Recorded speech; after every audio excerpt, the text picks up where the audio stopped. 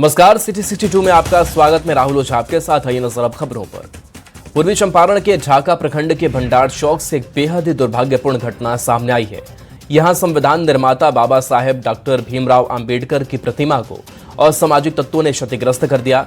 इस घटना के बाद से पूरे इलाके में तनाव की स्थिति बनी हुई है और स्थानीय लोगों में भारी आक्रोश देखा जा रहा है। शरारती तत्वों ने इस प्रतिमा को उसके मूल स्थान से उखाड़ दिया और पास में ही स्थित एक पुल के नीचे फेंक दिया।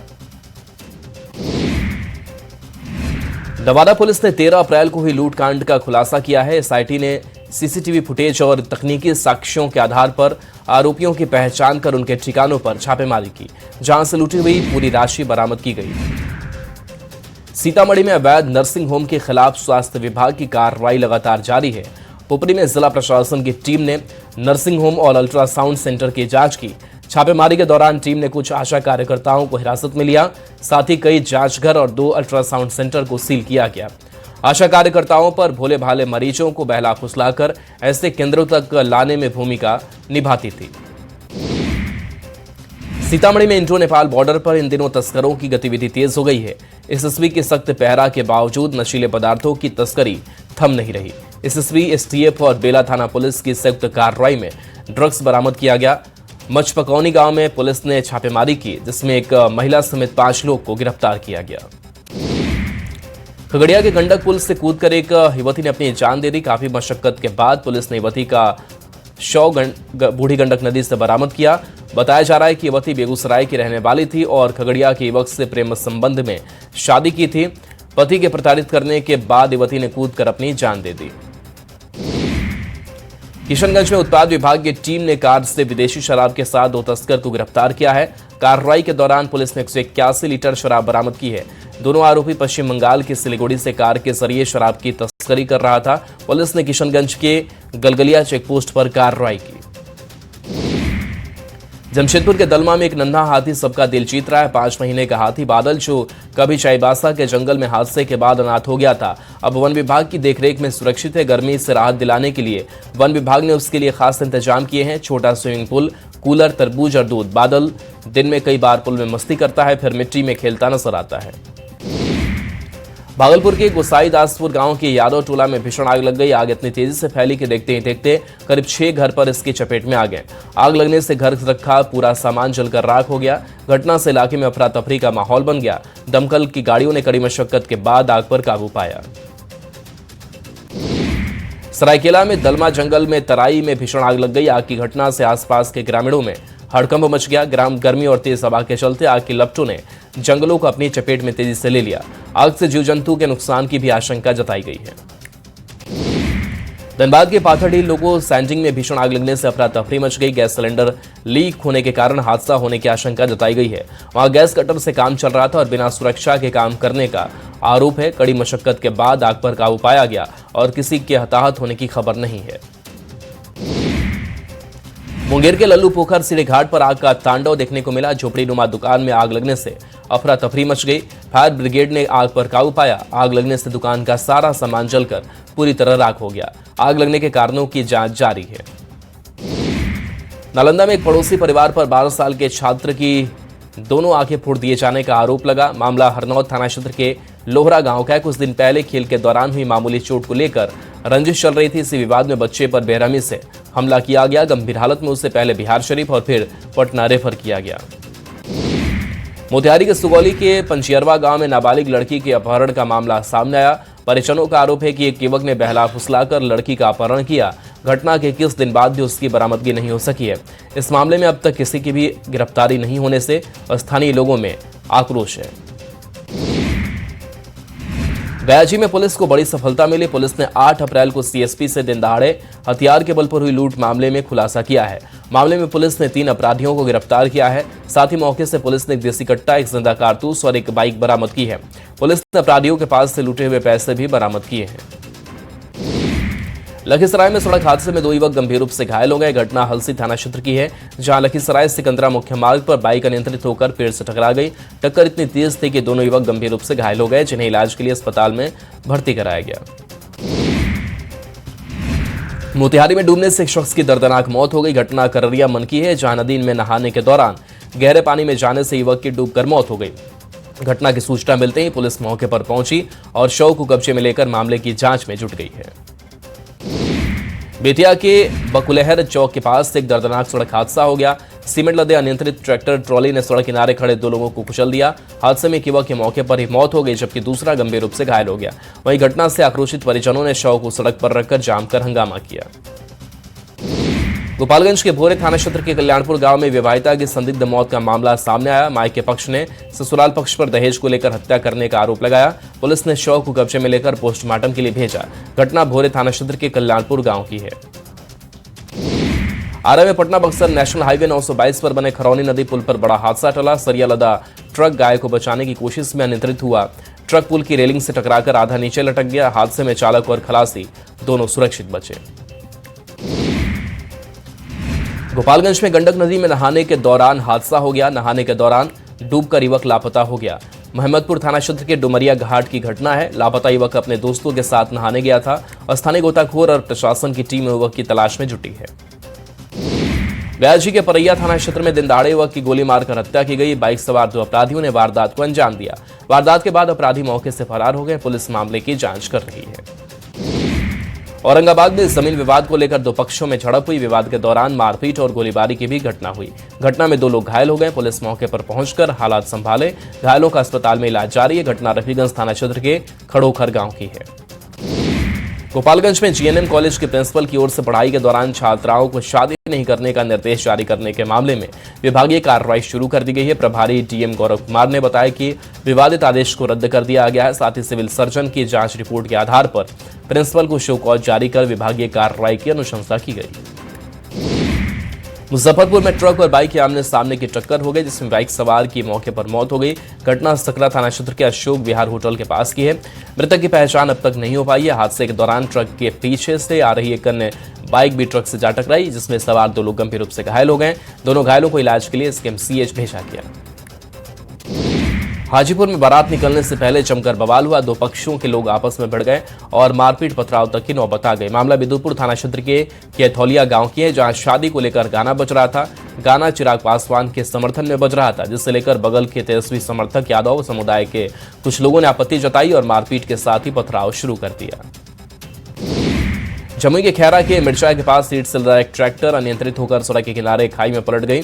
इस घटना में उसी ट्रैक्टर पर सवार होकर जा रहे 5 बच्चे ट्रैक्टर और ईंट के मलबे के नीचे दबने से गंभीर रूप से घायल हो गए। ट्रैक्टर के पलटने के बाद चालक मौके से फरार हो गया और फिर वहां मौजूद ग्रामीणों ने ट्रैक्टर और ईंट के मलबे के नीचे से बच्चों को निकाला और अस्पताल पहुंचाया।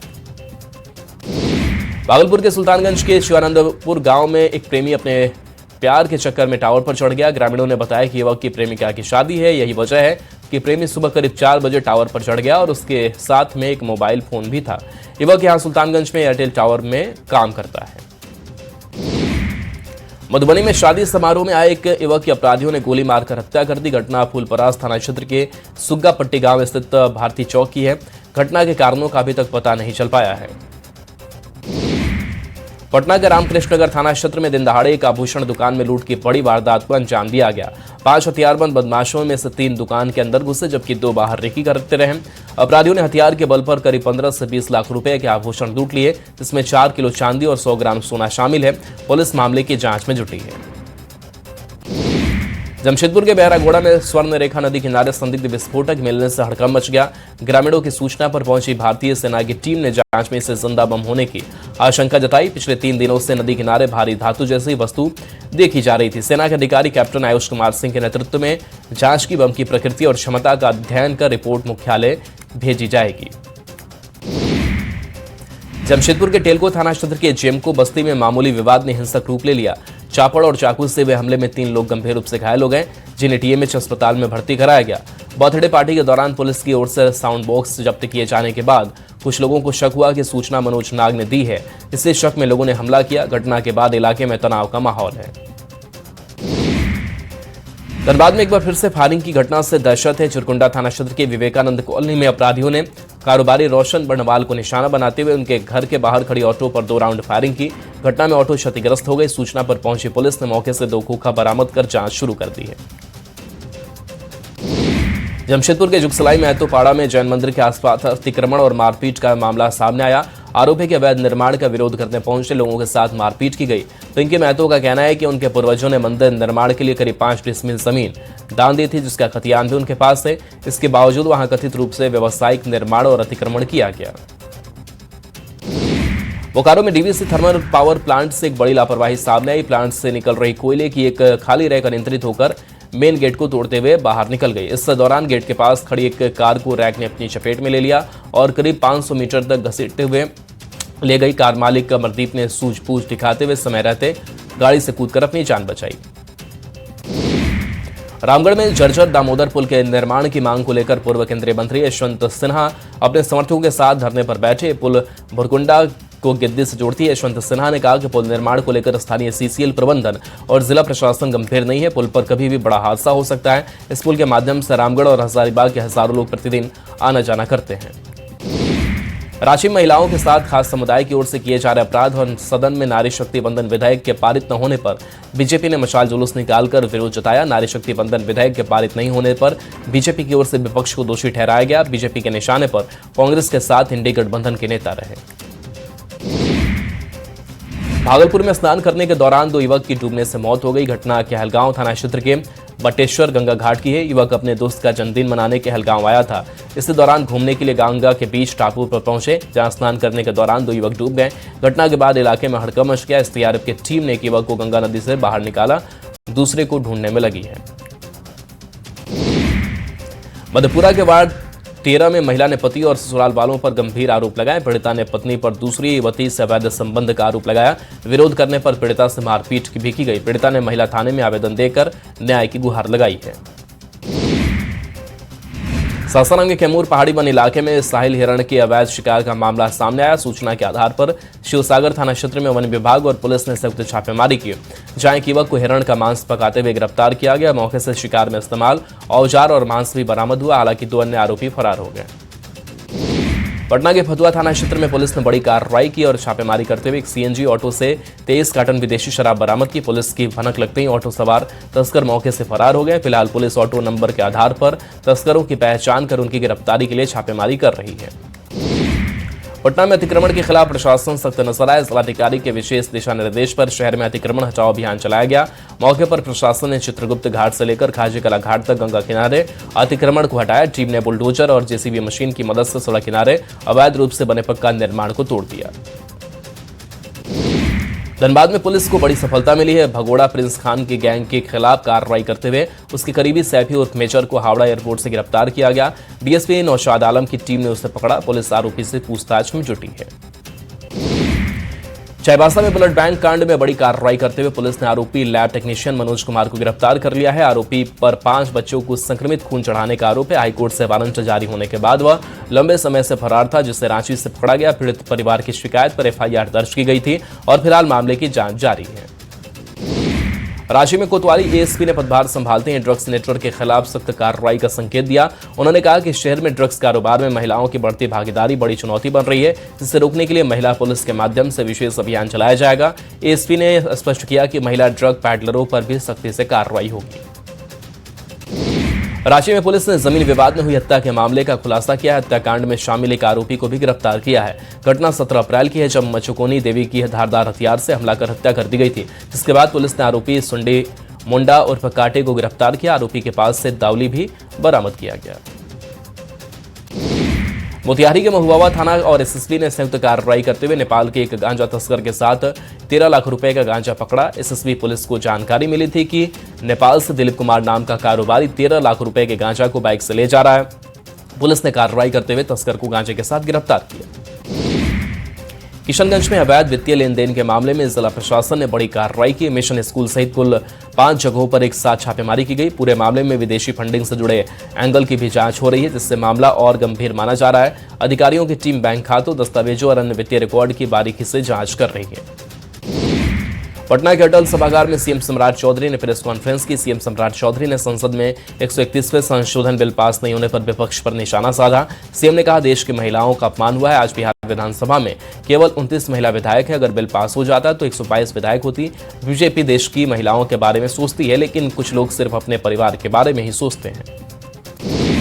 नेता प्रतिपक्ष तेजस्वी यादव ने सीएम सम्राट चौधरी पर निशाना साधा। तेजस्वी ने कहा कि सम्राट चौधरी को खुद बिल समझ में नहीं आया, उन्हें जैसा दिल्ली से इशारा किया जा रहा है वे वैसे ही चल रहे हैं। तेजस्वी यादव ने कहा कि महिला आरक्षण को लेकर के कोई भी विरोध नहीं है, सर्वसम्मति से 3 साल पहले ही पारित हो गया था।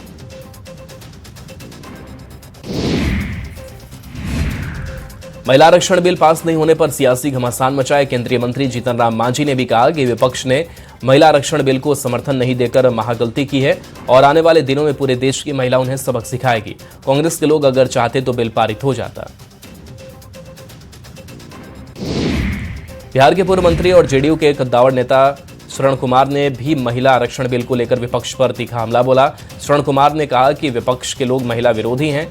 बिहार में तो महिलाओं ने सबक सिखाया है, अब आने वाले दिनों में पूरे देश की महिला ऐसे लोगों को सबक सिखाएंगी। निशांत कुमार जेडीयू कार्यालय पहुंचे। निशांत कुमार ने महिला बिल करने पर कहा कि हमारी पार्टी समर्थन में थी लेकिन बिल पास नहीं हो पाया। निशांत ने बताया कि वो कार्यकर्ता जिलाध्यक्ष और प्रखंड अध्यक्षों से मिल रहे हैं। वहीं 24 अप्रैल को होने वाले फ्लोर टेस्ट को लेकर निशांत ने कहा कि हम लोग बहुमत सिद्ध करेंगे। लोकसभा में महिला आरक्षण बिल गिरने पर रांची में बीजेपी के नेताओं ने प्रेस कॉन्फ्रेंस कर कांग्रेस के साथ बिल का विरोध करने वाले विपक्षी नेताओं पर हमला बोला। बिहार सरकार के पूर्व मंत्री श्रेयसी सिंह ने कहा कि अब बिल नहीं गिरा बल्कि इंडी अलायंस के लोग देश की महिलाओं की नजरों में गिर गए। वहीं असम के पूर्व सीएम सर्बानंद सोनोवाल ने कांग्रेस पर नारी समाज के अपमान का आरोप लगाया। झारखंड कांग्रेस के प्रदेश मुख्यालय में नारी शक्ति वंदन संशोधन अधिनियम गिरने पर प्रेस कॉन्फ्रेंस किया गया। इसमें बीजेपी की ओर से कांग्रेस पर महिला विरोधी होने के आरोप लगाए जा रहे हैं। कड़ा पलटवार किया गया। प्रदेश कांग्रेस अध्यक्ष ने कहा कि 2023 में ही सर्वसम्मति से अधिनियम पारित किया गया था, जिसमें जातीय सर्वेक्षण और जनगणना के बाद परिसीमन की बात कही गई थी, लेकिन इसके बाद भी विशेष सत्र बुलाकर माहौल बनाने की कोशिश की गई। हेमंत सोरेन के बंगाल दौरे पर सियासत तेज है। जेएमएम ने कहा कि बीजेपी को रोकने के लिए टीएमसी के पक्ष में प्रचार हो रहा है, तो वहीं बीजेपी ने कांग्रेस जेएमएम गठबंधन पर सवाल उठाए, जबकि कांग्रेस ने पलटवार करते हुए कहा कि उनका मकसद सिर्फ बंगाल में बीजेपी को हराना है।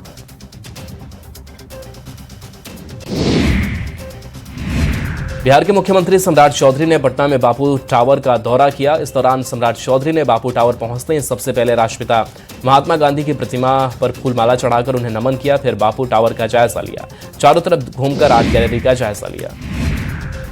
नासा ने एक नया ग्लोबल नाइट टाइम मैप जारी किया है, जिसमें साल 2014 से 2022 के बीच पृथ्वी पर रात के समय रोशनी में आए बदलावों की सैटेलाइट इमेज के जरिए दिखाया गया है। इसमें यूपी बिहार सबसे ज्यादा चमकीला दिख रहा है। यूपी और बिहार में रात के समय रोशनी का इस तरह बढ़ना पिछले 10-15 वर्षों में भारत की एक बड़ी उपलब्धि मानी जा रही है। बिहार के मुख्यमंत्री सम्राट चौधरी 1 दिवसीय देवघर दौरे पर पहुंचे। सीएम ने बाबा बैद्यनाथ मंदिर में पूजा अर्चना की, विधि विधान से पूजा अर्चना की और बाबा बैद्यनाथ से मंगल कामना की। इस दौरान मुख्यमंत्री ने बाबा बैद्यनाथ मंदिर के प्रांगण स्थित कई मंदिर में भी माथा टेका। बता दें कि मुख्यमंत्री बनने के बाद यह पहला दौरा था। झारखंड विधानसभा के स्पीकर रविंद्रनाथ महतो देवघर पहुंचे, जहां उन्होंने बाबा बैद्यनाथ धाम पहुंचकर विधि विधान से पूजा अर्चना की। वैदिक मंत्रोच्चार के बीच उन्होंने भगवान शिव से राज्य की सुख समृद्धि और जन कल्याण की कामना की। पूजा के बाद उन्होंने कहा कि बाबा बैद्यनाथ की कृपा से झारखंड में खुशहाली और शांति बनी रहे। जमशेदपुर के जानदार के युवक ने कमाल कर दिया। 19 साल के सिद्धार्थ ने क्लिपस्टर नाम का ऐप बनाया है। न्यूज 18 से बातचीत के दौरान सिद्धार्थ ने दावा किया कि इस ऐप पर यूट्यूब से ज्यादा फीचर्स है। आप इस ऐप पर वीडियो अपलोड करने के साथ साथ कमेंट तो कर ही सकते हैं, साथ ही अलग से चैट करने की भी सुविधा दी गई है, जो दूसरे प्लेटफॉर्म पर नहीं है। इससे 200 से ज्यादा लोगों ने डाउनलोड किया है। अक्षय तृतीया के मौके पर पटना सिटी की कई ज्वेलरी शॉप में ग्राहकों की भारी भीड़ उमड़ी दिखी। लोगों ने सोने और चांदी के आभूषणों की खरीदारी के इस खास मौके को देखते हुए ज्वेलरी कारोबारियों ने धातुओं की खरीद पर विशेष छूट भी दी, जिससे ग्राहकों में और ज्यादा उत्साह देखने को मिला। अक्षय तृतीया के शुभ मौके पर पटना के बोरिंग रोड स्थित तनिष्क शोरूम में ग्राहकों की भारी भीड़ देखने को मिली। इस खास मौके पर लोग न केवल निवेश बल्कि पारंपरिक आस्था के चलते भी खरीदारी करते दिखे। इस बार तनिष्क का मैथिली कलेक्शन ग्राहकों के बीच विशेष आकर्षण का केंद्र बना हुआ है।